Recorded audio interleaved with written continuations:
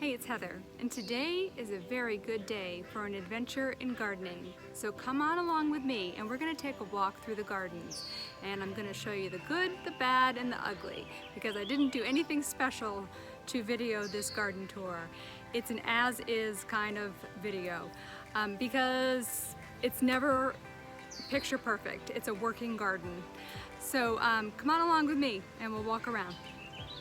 So this is going to be a warts and all kind of tour because nothing is ever going to be perfect around here. So the grass is tall and there's weeds in the path, but I just wanted to share with you all today. So this part of the garden, the walkway was here when we moved in, and the structure of the garden was here, but that's about it. So we have done the rest of everything here. This arbor that we're walking under has sweet autumn clematis growing. I just love this plant.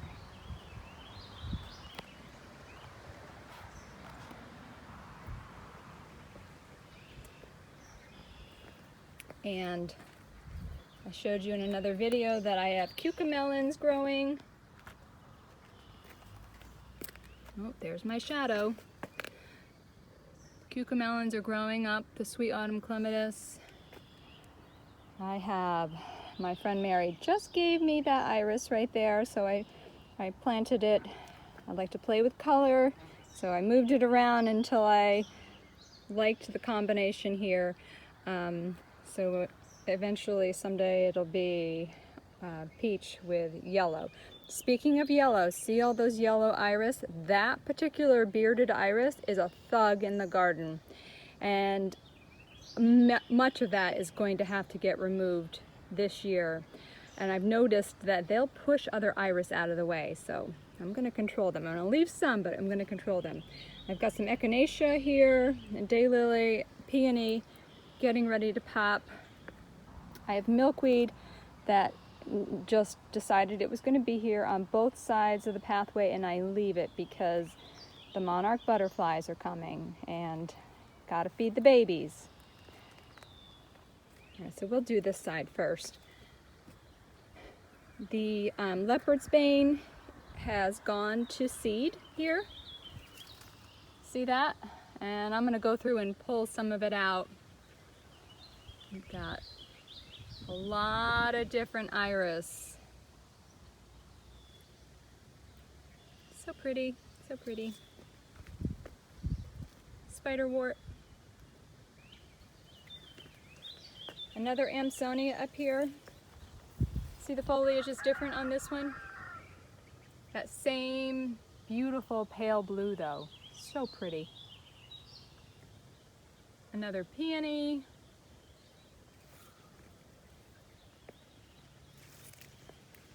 More yellow iris. We've got, I wish I could tell you all the names of the iris. I really don't know.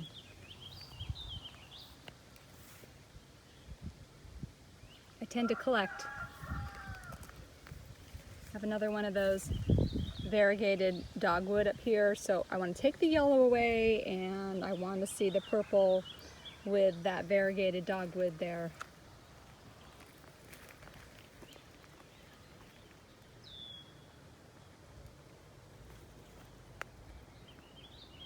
Shadow.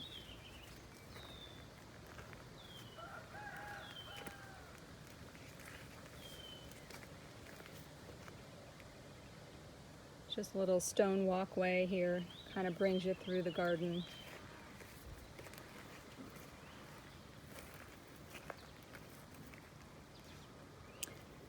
This plant right here, my sister said it should be illegal to sell. Maybe it is illegal to sell. I don't know. I keep it under control. It's gooseneck. I just pull it.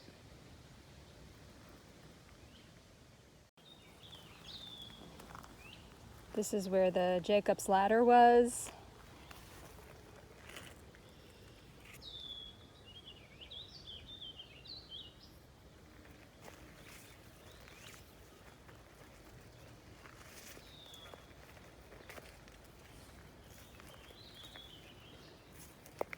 Now we'll go back up the path. Here's another beauty.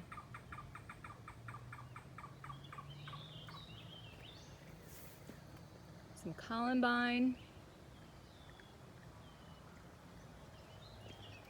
A lot of tall garden phlox in here. I pull it. When it gets to be too much, I pull it.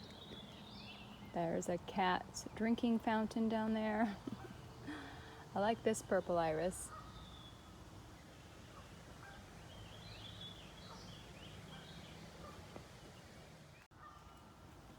Some lamb's ear. This is the lamb's ear that doesn't flower. So it just stays nice, short foliage. Right next to some Warlismachia. Lady's mantle. So pretty with the rain on it, right? Bloomerang is past here. I need to prune it back.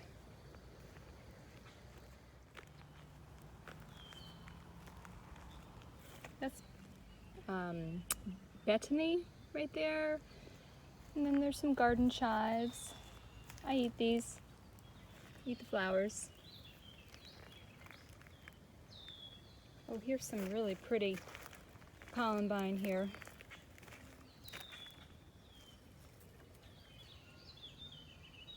More iris. Ooh, great. We get to show a bad bug. See that red little beetle? He's a lily beetle. Is that his name, or is he asparagus beetle? He goes after both. That, my friends, is a bad bug. Oh, Heather, why are your hands always stained? Well, because they're stained with the blood of my enemies. Sorry if that bothers anybody, but yep. Jupiter's beard, another type of valerian.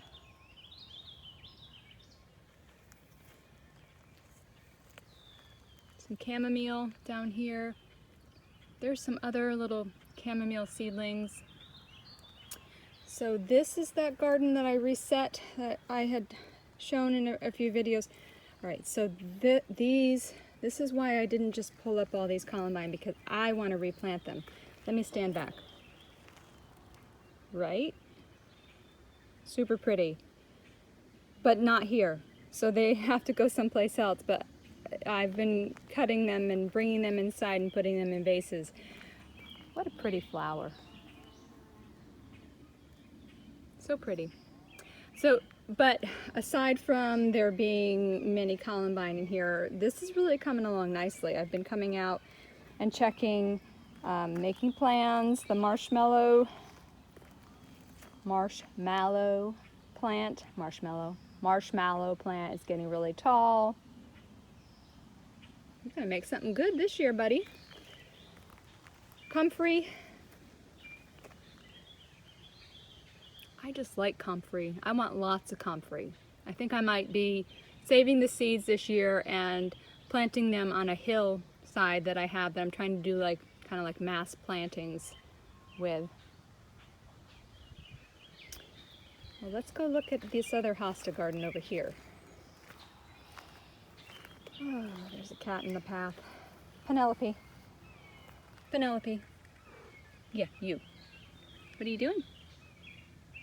Are you a pretty girl? She says, I lays where I wants. All right, I'll step over you. Maybe. All right.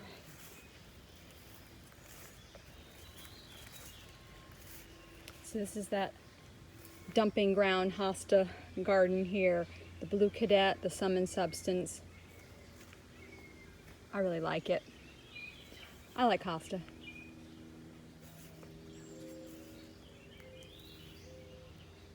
Mayapple.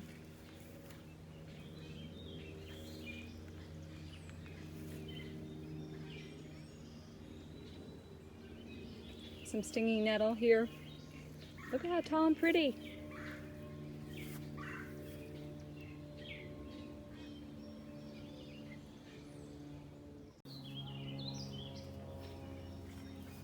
my coleus. None of the babies are out yet. None of my buns are outside yet. It's too early. They're sleeping still. Some Solomon seal here. And this shrub, I'll flash the name up. I can't commit it to memory. And I've had it for years. And it was this little tiny stick. I got it at Logie's. It's you can buy it just about anywhere, but I got this one at Logie's. And it was a little tiny stick at the end of the season, and now, yeah. I love this. I really like this because it has these beautiful like burgundy blooms when they open. I'll show you when they're open. Or actually, I think I have a picture I can show you now. But it kind of smells like wine. I really like it. Yep, so all the babies have coleus. This is lava rose. So I love the color of lava rose. Look at that color. Pretty. And a little bit of boxwood here on both sides. I have boxwood. And teucrium.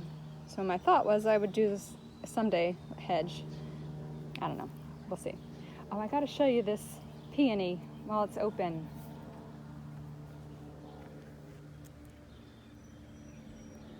She's a bit of a show-off, right? And there's another peony right here.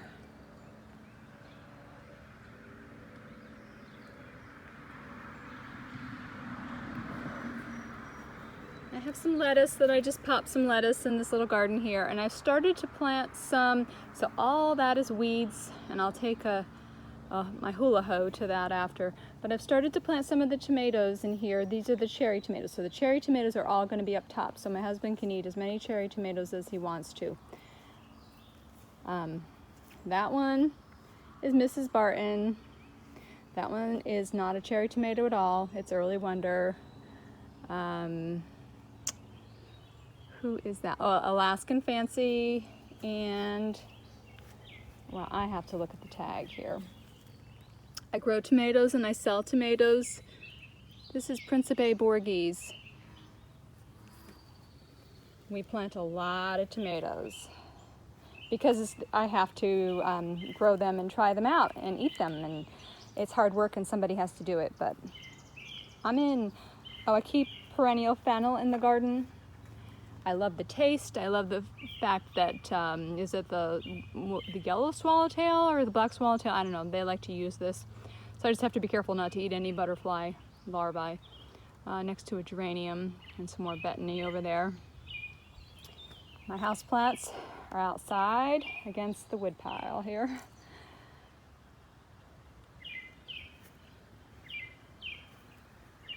My ponderosa lemon is still blooming. Look at that, so pretty. Lots of fruits. Do I get lots of fruits? Yes, I do. Do I eat them? Yes, I do. They are delicious and organic, and I love them.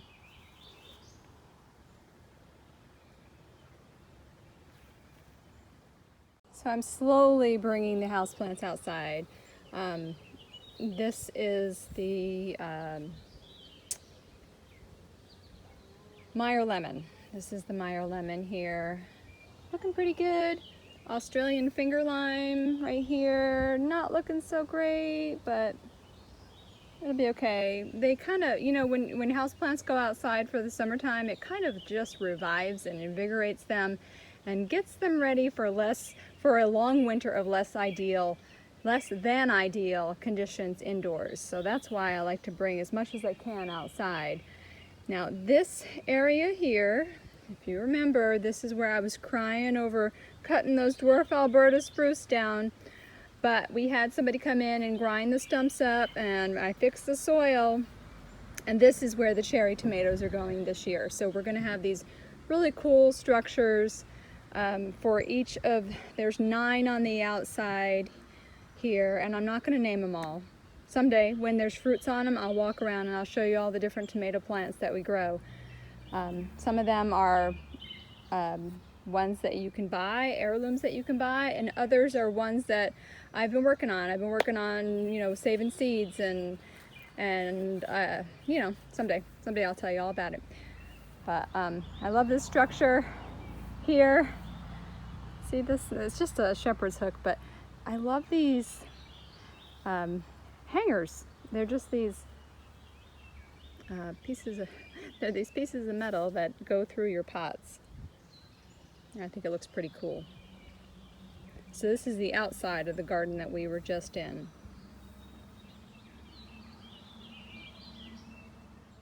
This is the garden here where the turnips are planted, and they're coming along really nice. You'll notice in the back, going to seed, are those radish that just went direct to seed.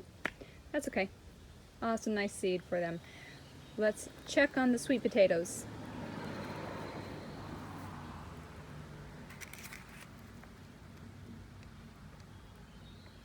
They think we're in Georgia. They're doing pretty good. So this border here, there's a lavender plant at the top. Got some lavender buds on it. I have some echinacea, and it'll look really pretty up around the bird bath. I have a lot of lamb's ear. And the lamb's ear is growing around blueberry bushes. This one's like pink lemonade, I think this one is called. They get along fine. And on the other side of this is the coal frames. Still looking good. Some things are going to seed. See, the arugula totally went to seed. But these flowers and the buds, very tasty. Some lettuce, some kale. I have some ground cherries planted here. They're itty bitty ground cherries. Okay, so now remember, my way of gardening is all about maximizing all your spaces. So we're gonna head into the salad garden here in a moment. But so this I call Pollinator Alley, and very soon you will understand why. This is mountain mint here. There's all kinds of pollinator plants. There's an ornamental grass for the butterflies to hide during rain. Is a shelter kind of thing. It will be alive with pollinators soon. So on the outside of the salad garden is the North Pole apple tree right here, that columnar apple. I have a few sedums down here. I just planted New Zealand spinach. Let's see if the slugs ate it or not. Nope, it's still down there. See the New Zealand spinach way in there. This is a foxtail clover on the outside here. I have beets planted in here with a few mustard still, that I'm just picking at these mustards. So, and now there's, I don't know if the sun is going to be in our eyes here, but there's clematis planted on the, I had a tree fall down, so I made myself a little arch. Here's clematis.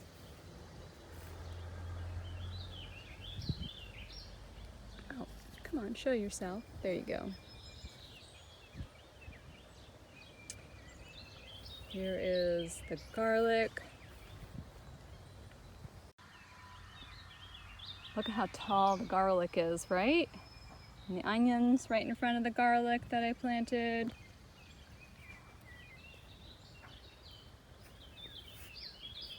My Jerusalem artichokes. Yes, I plant them in the garden, and it's just okay because I pull them, I eat them, I use them. I like them here. Planted some peppers over in this area. I'm still planting peppers. Some French sorrel. Gone to seed. I don't eat it this time of year, only in the early season. And this is the 2 alleys of peas.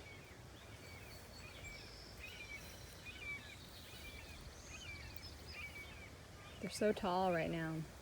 And every day I just come through and I kind of just help them, attach them a little bit to the fence. Go, you go and stay. But the flowers on this pea are so pretty. This is Green Beauty. I wish you could taste it. The peas, they're so delicious. So we'll walk through here.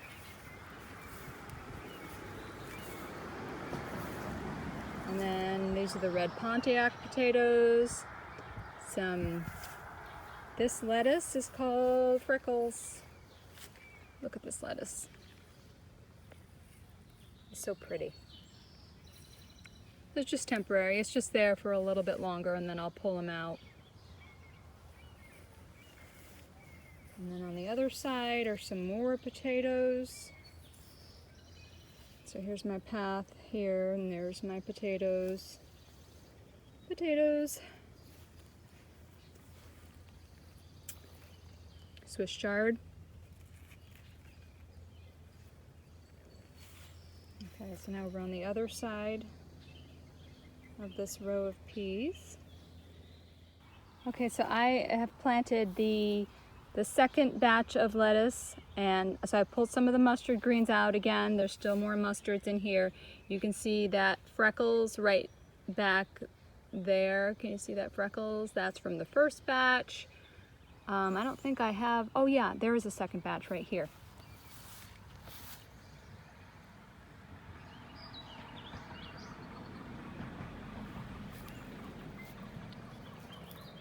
Oh, yeah, no. This is Flashy Butter Crunch. So this is from the first batch and that is from the second batch. So I kind of try to keep them all together. So just because I try to keep them all together.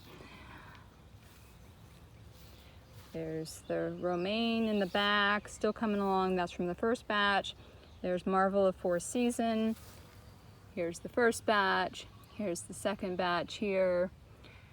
And it's amazing how the second batch catches up to the first batch. It's just, that's how the season works when it starts to get warmer. I don't think there's anything else in here I want to show you. I mean, obviously I'm in the process of collecting seeds here.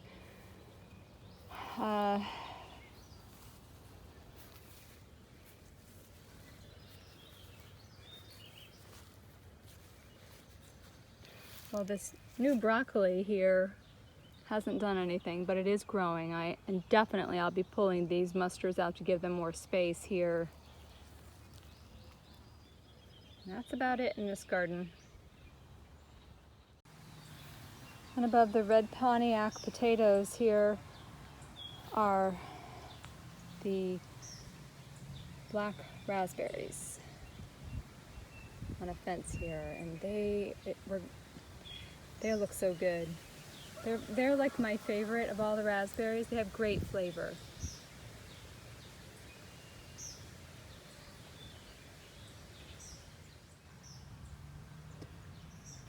All right, see this guy right here? If you've ever grown potatoes before, bad bug. Yep. Okay, he knows. Oh, it was 2 bad bugs.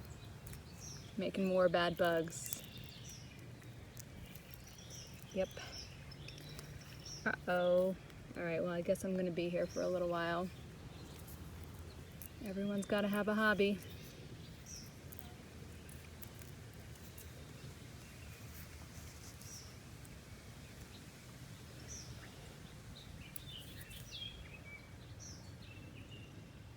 Right, Pen?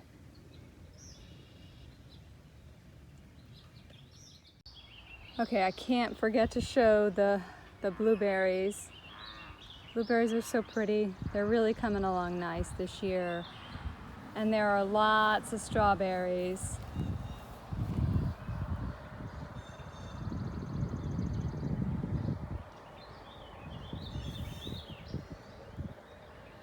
And this whole row is blueberries and strawberries, and all of the blueberries are different. I have sedums planted on that slope on the hill there.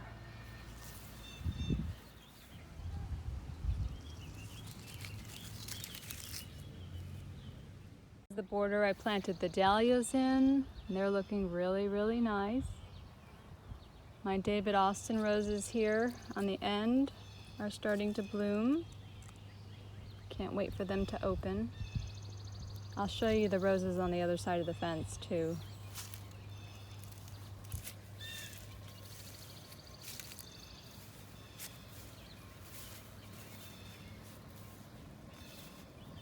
There's another David Austin rose here.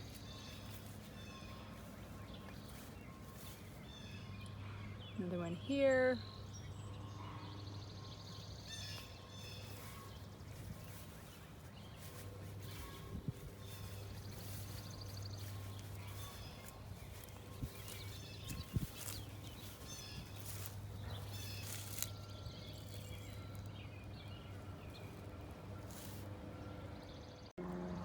So this is the outside of the fence here, where the roses are. They smell wonderful. It's a beautiful fragrance.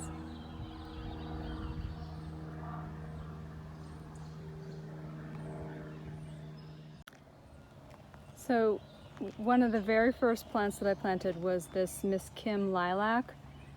And because my kitchen windows are up here, and I wanted to be in the kitchen doing the dishes and smell this lilac, and I do, and I love it.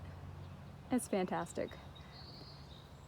So this border here is definitely a work in progress. I have some plume poppy that I have to pull to keep under control.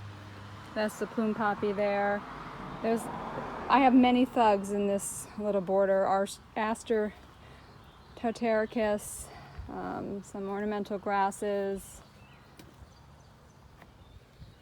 There's a Caryopteris planted at the end, and then we're back to the little garden here that has the sweet potatoes and the turnips. This hillside here,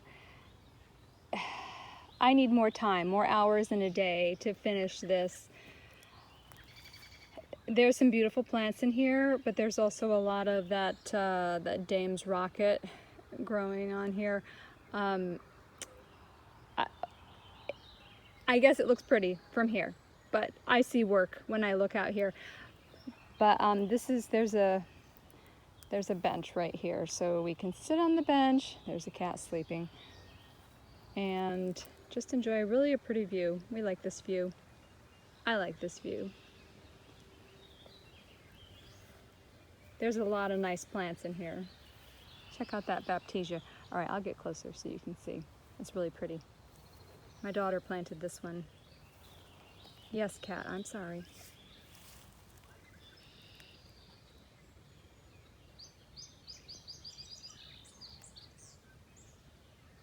Bachelor's button.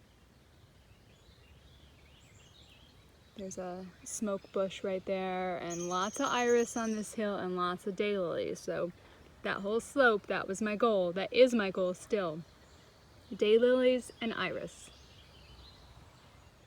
I just showed you all this hosta garden probably about a week ago, and honestly, it is so much fuller than it was. At the corner here is this beautiful dark purple bearded iris. I just love this. I like purple with blue foliage, so I kind of put it, this is a fairly sunny spot right here on the corner. I like the way that looks together. But look at these hosta are just coming in so nice. Got a little bit of sage in the front row in bloom.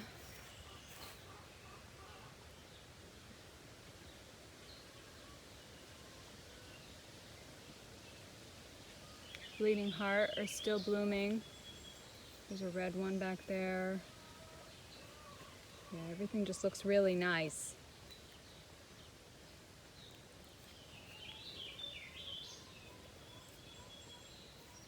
Here's another look at this little new hosta garden here. Filling in really well. Elderberry is just starting to set buds on it. See that? It's going to be loaded. So pretty. I can sum up my gardens best as in one word, and that's transition. It's constant transition. So I come down here and I see what needs to happen next. You know, like divide plants, move plants around, cut plants back. This garden originally was going to be a pollinator garden, and I guess it sort of still is.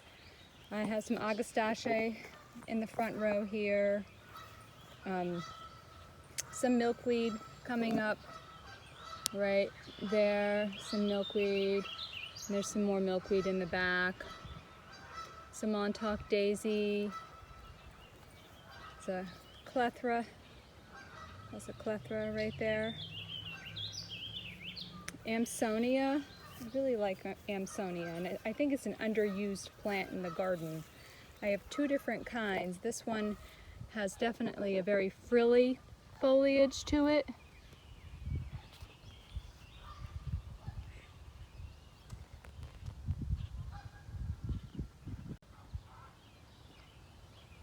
And then valerian root. This is all over the place. If you've ever planted valerian root, it just self-sows everywhere. But I like it. It's a nice plant.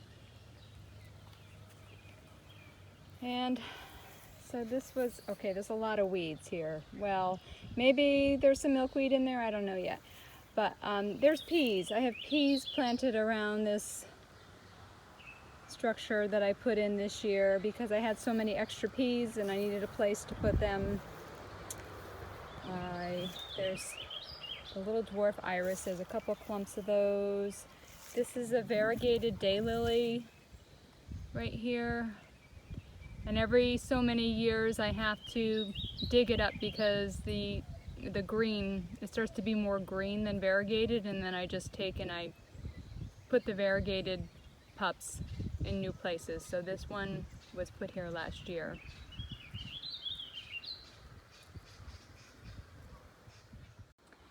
So very soon I am going to do a video and talk about this structure that we just built. This is how I'm going to stake my tomatoes this year. I'm going to string my tomato plants up. I have to move this whole pile of soil forward. And then I'll be adding some new compost to it before I plant the tomatoes. And yes, I'm a little late planting them, but you know, busy. And I just wanted to point out this hill. I've been working on this hill for a few years now. I've always admired when I go to a botanical garden, I like the way that they mass plant things, and I don't have a mass plant big huge yard or garden or space, but this was an opportunity. This was a wasted hillside, and there's still hill down there that I need to work on.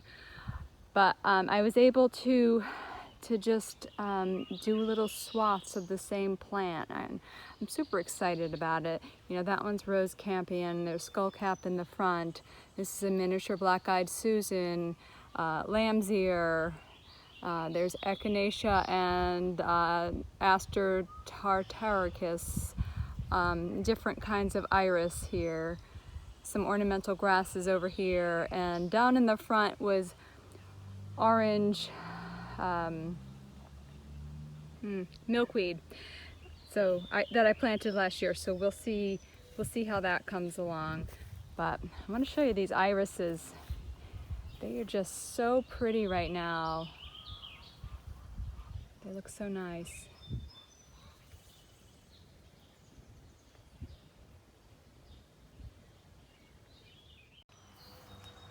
You'll see that there's Lismachia everywhere, and I really like it. I know some people don't like it. I just weed whack it or mow it, and I step on it. So right here we've got some raspberry that I stopped fighting them. I did not want them here because this is where the gooseberries are. Have you ever had gooseberries? I grew up eating gooseberries at my grandmother's house, so I had to seek them out as plants. The fruits are formed and you eat them when they turn like a burgundy red color, and They have an odd texture to them, so not everybody likes them.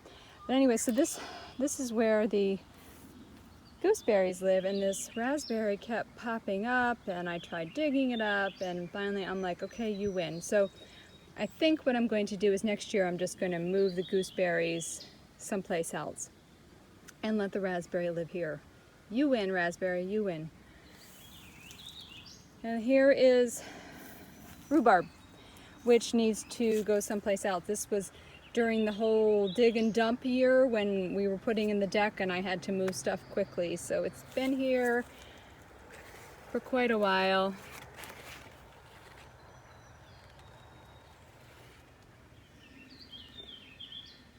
Oh, and I wanted to talk about grapes. So I am not an expert grape grower, but I grow grapes anyway. And I grow them on the side of this shed here. And I'll get another view so you can see. We are now at the point where it's time to prune them again. I pruned them in February. I watched a lot of YouTube videos on how to prune them. I probably leave way too many little stumpies. See the wood there? I probably leave way too many of those on there. But I do know that before a mess happens, I need to cut them back. Okay, I need to cut these new tendrily growths back so that they don't make a huge big mess here. But, all right, so let me back up a little bit. So here's the holly, and I just clip the holly, but I use this for winter greens. That's why it's here. I need the berries, I need the greens for wreaths and other things. You can kind of get an idea of how I've done the grapevine here. So it's actually planted there and it goes all the way around this shed. So I'll just be cutting all of this new growth here very, very soon. Here's a little garden to hide the shed. Have some boxwood. This is a clematis. Oh, is it called a bush clematis? It's not a vining clematis. It's really pretty, and I just let it grow up through this boxwood here, which I got to trim the boxwood back, but it's pretty. And the willow, these alliums are done, but I just leave them here, let them drop their seed. They look pretty as they dry too. There's some cherries on the cherry tree. We'll see if I actually get to eat the cherries though. There's another one up here.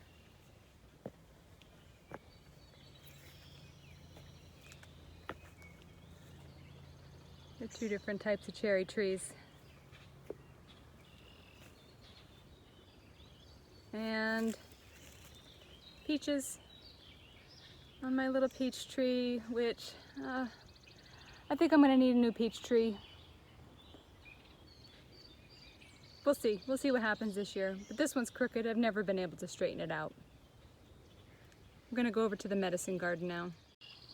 Have some apples on the Granny Smith apple tree here, and I've been working on the medicine garden. So Heather, why do you call it the medicine garden when you got daylilies and hosta and everything? Because it's in transition. We got transition going on, and I am growing teasel. So let's see. You see those plants there? Those are teasel. And teasel is something that I use as a Lyme disease, in my Lyme disease regimen. So I'm going to grow it myself. And in time, there will be other medicinal plants here. But I've been working on this. I edged it halfway. Look at how nice the hostas look in 1 week, right? Gorgeous.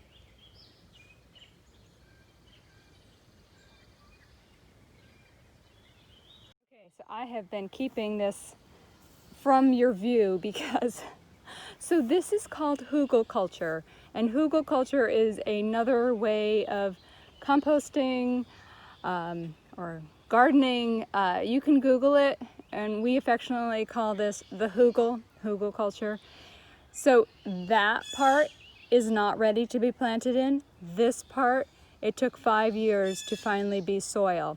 And the idea of hugelkultur is you're composting in place with like big logs and sticks and all kinds of different, Penny, don't you dig in there.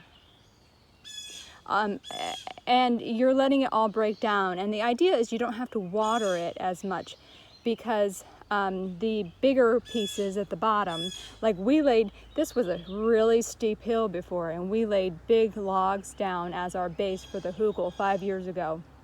And then every fall I would top it with leaves, and that's where,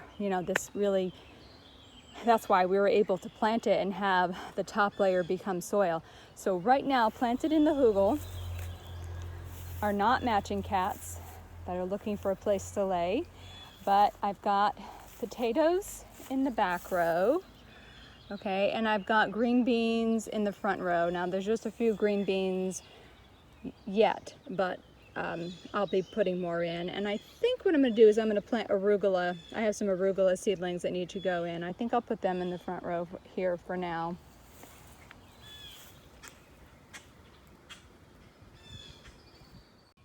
This hillside right here, someday I'll continue that garden I was showing you over there with like the mass plantings on this part. And this part right up in here, I don't know what I'm gonna do. I leave it wild. Well, I do know what I'm gonna do, but I'm not sure if I'm gonna live long enough, because right there is a bottle brush buckeye that the best and prettiest dog in the whole world is buried under there. And I'm wanting it to just take over this space and crowd out all the grass. But until then, I leave this area a little wild in the spring because I like to leave a place for, critters to take and hide. But one of the prettiest things about leaving this a little wild is this blue-eyed grass.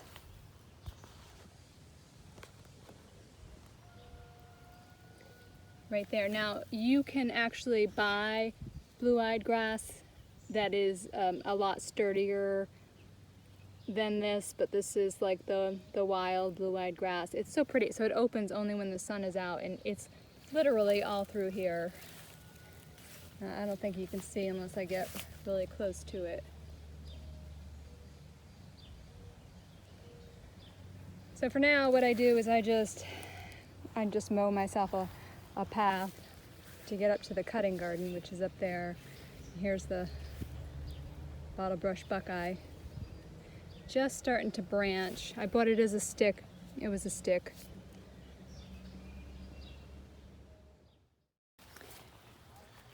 And over here is a kiwi vine that I have growing, and I believe it is blooming. Now I don't, I know I could look this up easily and find out, is it the male or the female? I don't know which this is, but I don't have the other. I only have the one because I bought it for the foliage because I thought the foliage was so pretty. Let's see. Yeah, see this? Yeah, so pretty. And then there's some, oh boy, what a mess. So these sweet peas right here, this is a perennial sweet pea, and I need to pull them back up and attach them to the fence. That's where they're supposed to be, is on the fence. And a little further up is the thornless blackberry. We're gonna have some gorgeous blackberries this year. So I have it pinned to this fence right here, this wire fence. This is screaming yellow Baptisia, and it has not bloomed since I moved it in 2017, so this is the first time it's going to be blooming. It's so pretty, just gorgeous. And my mister told me we're going to take all this out. Yep. So yeah, I got to dig it all up again. Yep, got to dig it all up again.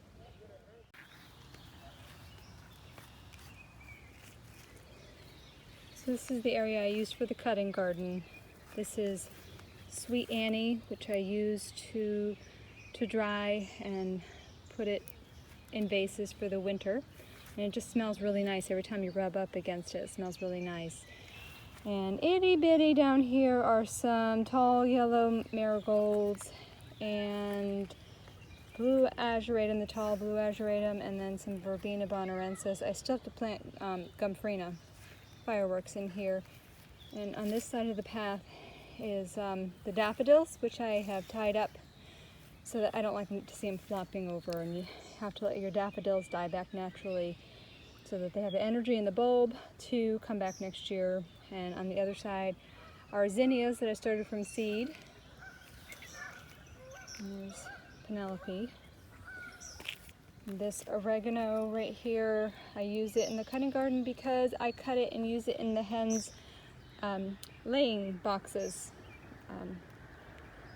for a multitude of reasons, and they like it. I like it, they like it.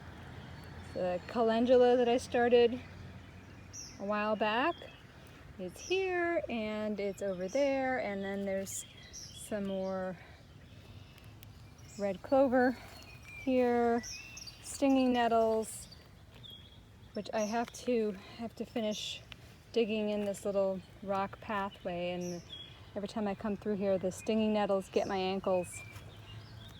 And also in here are some cucumbers up against a fence that I just planted.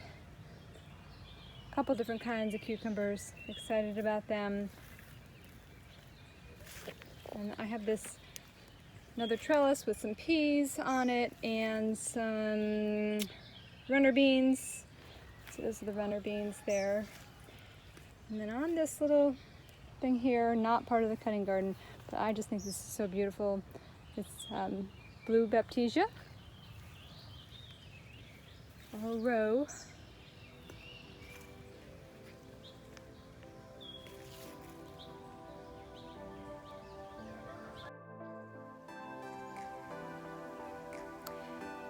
So thanks for joining me today on my little garden walk.